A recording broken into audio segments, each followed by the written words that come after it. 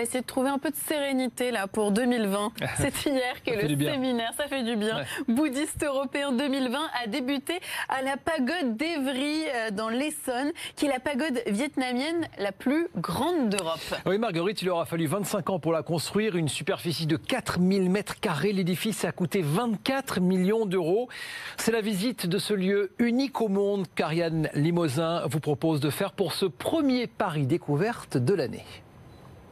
Vous entendez, vous voyez les voitures là derrière moi?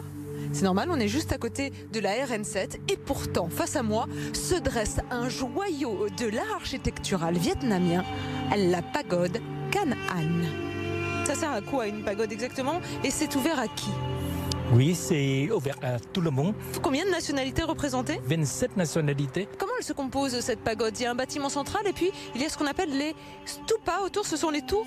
Oui, ce sont les tours. Il y a 3 stupas. Il y a le premier stupa, c'est le columbarium. Le deuxième stupa, c'est pour la méditation. Et le troisième, conçu pour garder tous les objets précieux de la pagode. Est-ce que vous pouvez m'expliquer un peu la symbolique de certains éléments qui sont récurrents? Je vois souvent une sorte de roue de gouvernail un peu partout sur le haut de cet édifice et même sur les grilles d'entrée. C'est la roue qui tourne sans arrêt, le symbole de la réincarnation. Et là, par exemple, ici, nous avons un globe terrestre avec une main et cette fameuse roue. C'est la main du Bouddha qui sort de la terre, qui tient son enseignement. La fleur de lotus qui pousse dans la boue, c'est une fleur qui, dans un environnement pourri, il y a toujours le parfum, la beauté. Et j'entre à présent dans la toute première pièce, celle qu'on appelle la salle des prières, d'une surface de 550 mètres carrés. Alors c'est étrange, à peine entré, on marche sur un carrelage tout rouge. Qu'est-ce qu'il symbolise? C'est le tapis rouge. C'est le chemin que prennent les grands maîtres pour les cérémonies.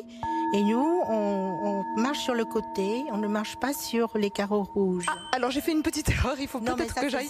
C'est seulement pour les grandes prières. Oh, et puis dites-moi, juste en face de nous, c'est un Bouddha d'une taille gigantesque. Il est haut de combien de mètres? 5 mètres en tout, avec le socle. Namo Dai Bi Hoi Thượng Phật Bồ-Tát. Là, c'était quoi comme prière? C'est la prière du Bouddha de miséricorde. C'est pour stimuler notre compassion. J'en ai beaucoup. Je vous écoute. Vous voyez, voilà. Ça a marché. Bouddha est représenté même sous forme féminine.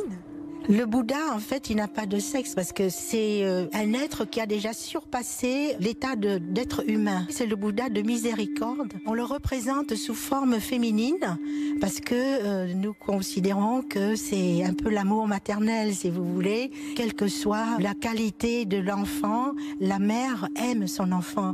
Je vous retrouve demain pour découvrir de nouvelles pièces, notamment la salle de prière pour les défunts. Et puis nous rencontrerons un homme essentiel pour cette pagode, le vénérable. À demain.